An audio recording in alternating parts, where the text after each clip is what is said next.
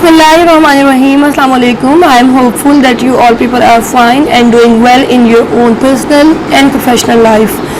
आज की वीडियो का आगाज़ में एक बहुत खूबसूरत स्टोरी से करूँगी. वो स्टोरी एक बुक में मैंने पढ़ी थी स्टीफन कवी की. उस बुक के अंदर उस पर्सन को ही नरेट करूँगी. स्टीफन कवी कहता है कि मैं एक रेस्टोरेंट में बैठा था. उस रेस्टोरेंट के अंदर बड़ा ग्लूमी इन्वायरमेंट था, बड़े ही खामोश, सब लोग बैठे थे, अपना अपना फूड एंजॉय कर रहे थे.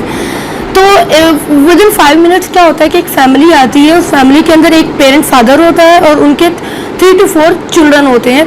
और वो आकर इतनी हसल बसल क्रिएट कर देते हैं, चीज़ें उठाकर फेंक रहे हैं, शोर मचा रहे हैं, किसी के काबू में नहीं आ रहे. लेकिन दूसरी साइड पर उनका जो बाप है वैसे सर झुकाए खामोशी से बैठा है.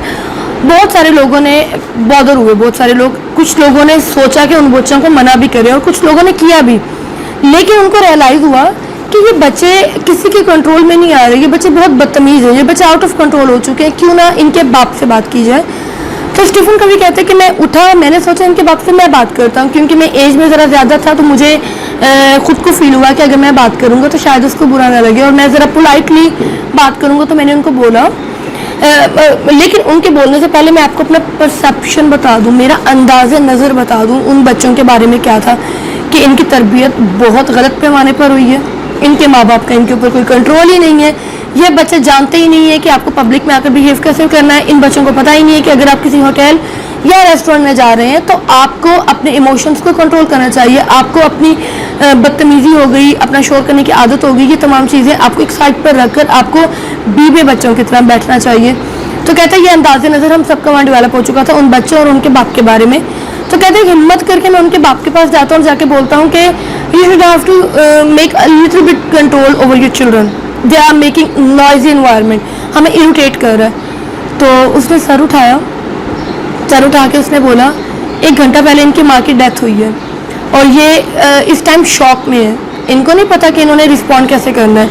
इनफैक्ट मुझे भी नहीं पता कि मैंने इनको कंट्रोल कैसे करना है. तो वो कहता है वो एक छोटा सा मोमेंट था जब मुझे रियलाइज़ हुआ कि यार मैंने जो इनके लिए अंदाज़े नज़र रखा वो गलत था.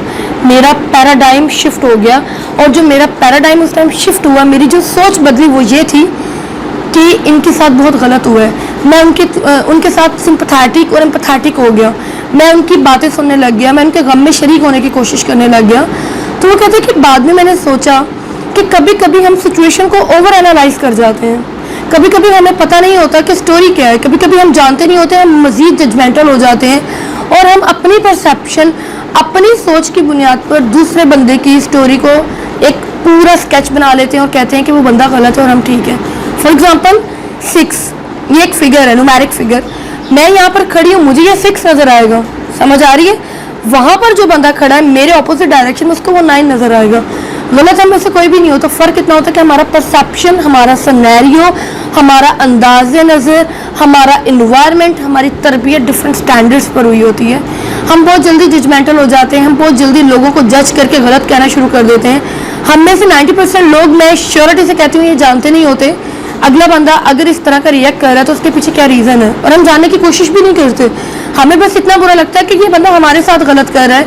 मैं ये नहीं कहती कि every person is right over there अगर पैराडाइम शिफ्टिंग की बात कर रहे हैं, मगर हमें इतना एम्पैथेटिक ज़िंदगी में होना चाहिए कि हम उस बंदे की सिचुएशन को अंडरस्टैंड करें, हम उसको एक सिंपैथेटिक शोल्डर प्रोवाइड कर सकें, हम उसको एटलीस्ट सुन सकें. क्योंकि दुनिया में लिसनर्स बहुत कम है, स्पीकर्स बहुत ज़्यादा है. आपके अंदर इतनी करेज होनी चाहिए, इतनी ह्यूमिलिटी, इतनी फाइडेलिटी, इतना करेज, इतना एंड्योरेंस होना चाहिए कि आप दूसरे बंदे के इमोशंस को, आप दूसरे बंदे की अनकही बातों को अंडरस्टैंड कर सकें.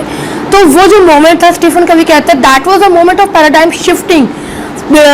Previously I was thinking that the children has been socialized over a level of negativity, but after listening to the story of that person I went into a kind of sadness कि उनके साथ क्या गुजर गई, उन्होंने अपनी माँ को खो दिया. तो वो जो सोच का बदलाव था, ये पैराडाइम शिफ्टिंग है. अगर आप लिटरेचर की बात करते हैं, अगर आप फिलॉसफी की बात करते हैं, अगर आप एटीट्यूड की बात करते हैं, हम लोगों ने पैराडाइम शिफ्टिंग देखी है. ये छोटे लेवल पर नहीं होती है, बड़े लेवल पर भी होती है. फॉर एग्जांपल प्रीवियस लिटरेचर की बात करते हैं, वो और तरह का था. اگر آپ World War I کے لٹریچر کے بعد کی بات کرتے ہیں, اس کے اندر اور چیزیں انکارپوریٹ ہو گئی. ہمارے ماں باپ ہم سے ڈفرینٹ ہیں, ہماری اپ کمنگ جنریشن ہم سے ڈفرینٹ ہوگی. یہ پیراڈائم شفٹنگ ہے. ہر انسان کے اندر ایبزارپشن لیول اتنا ہائی ہونا چاہیے کہ اس کو ایبزارب کرے, اس کو اسیمیلیٹ کرے اور اس کے ساتھ لے کر چلنا زندگی کو سیکھ سکے. تو اس ویڈیو کے اندر 1 سے 2 میسیجز آپ لوگوں کو دینا تھے. ایک یہ تھا کہ آپ لوگ امپیتھیٹک ہو جائیں, دوسروں کے کنسرنس کو, ایموشنس کو سمجھنے کی کوشش کریں.